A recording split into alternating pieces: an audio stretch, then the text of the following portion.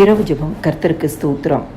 யோபு 2வது அதிகாரம் 12-13 அவர்கள் தூரத்தில் வருகையில் தங்கள் கண்களை ஏறெடுத்து பார்த்தபோது அவனை உரு தெரியாமல் சத்தமிட்டு அழுது அவர் தங்கள் சால்வையை கிழித்து வானத்தை பார்த்து தங்கள் தலைகள் மேல் பொழுதியை தூற்றி கொண்டு வந்து அவன் துக்கம் மகா கொடிய துக்கம் என்று கண்டு ஒருவரும் அவனோடு ஒரு வார்த்தையும் பேசாமல் இரவு பகல் 7 நாள் அவனோடு கூட தரையிலே உட்கார்ந்தார்கள்.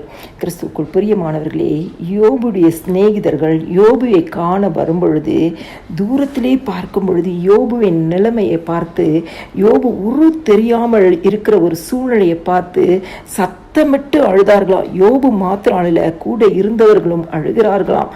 அவர்கள் தங்கள் சால்வியை கிழித்து வானத்தை பார்த்து அப்படி சத்தமிட்டு அழுகிறாங்க. என்னுடைய நண்பனுக்கு இப்படிப்பட்ட ஒரு நிலைமையா என்று சொல்லி அவனுடைய துக்கம் மகா பெரிய துக்கமாக இருந்ததா. யோபுடைய வாழ்க்கையில் அவ்வளோ பெரிய துக்கத்தோடு அவர் இருக்கிற ஒரு சூழ்நிலையை இந்த இடத்துல பார்க்கிறோம். யோபு 6வது அதிகாரம் 3வது வசனம், அது கடற்கரை மணலை பார்க்கிலும் பாரமாய் இருந்ததா, ஆகையால் என் துக்கம் சொல்ல முடியாது.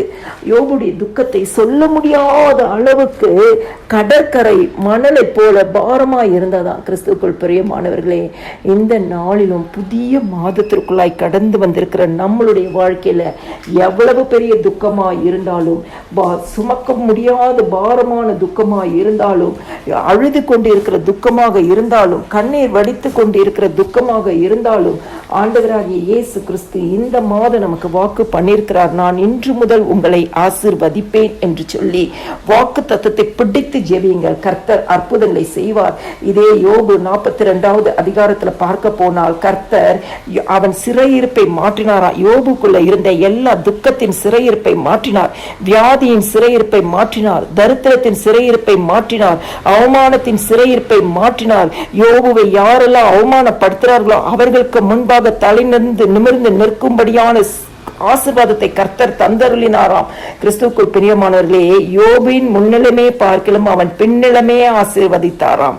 எப்படி ஆசீர்வதித்தார்? இரட்டிப்பாய் ஆசீர்வதிக்கிற ஒரு தேவனாய் யோபுவுக்கு எல்லாவற்றையும் இரட்டத்தனையாய் கொடுத்தாராம். இந்த மாதம் தேவ சமூகத்திலே இன்னைக்கு இந்த வசனத்தை கேட்கிற உங்களுடைய வாழ்க்கையில யோபுக்கு உண்டான ஆசீர்வாதத்தை போல ஆண்டவராகிய இயேசு கிறிஸ்து உங்களுக்கு எல்லாவற்றிலும் இரட்டத்தனையாய் உங்களுக்கு தந்து உங்களை ஆசீர்வதிப்பார். எல்லா துதி கன மகிமை ஸ்தோத்திரம் என் ஆண்டவராகிய இயேசு கிறிஸ்து ஒருவருக்கே செலுத்துகிறேன். ஆமென்.